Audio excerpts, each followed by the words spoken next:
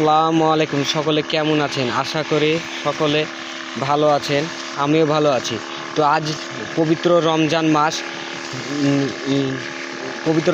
মাস, এবং রহমতের মাস, বরকতের মাস।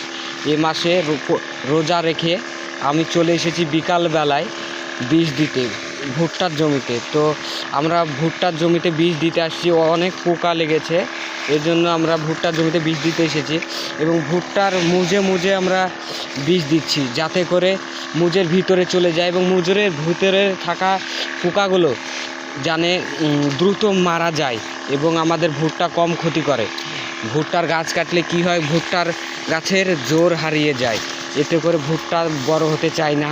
গাই বাছরা হয়ে গেলে তখন আর ভালো ফলন হয় না।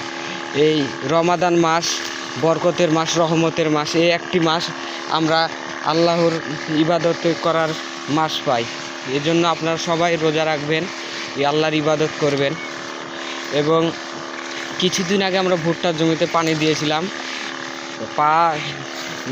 ভুট্টার জমিতে বীজ দেওয়া যায় এই ভরসায় 2-3 দিন পর পানি দেওয়ার আমরা বীজ দিতে এসেছি, না তো পোকাতে গাছ খেয়ে নেবে। এটাই আমাদের শেষ বীজ দেওয়া ভুট্টা তোলার আগে। তো আশা করি সকলে ভালো থাকবেন। আর ভিডিওটি ভালো লাগলে আমার কৃষি চ্যালেঞ্জটি সাবস্ক্রাইব করে একটি লাইক কমেন্ট করে পাশে থাকবেন। ধন্যবাদ।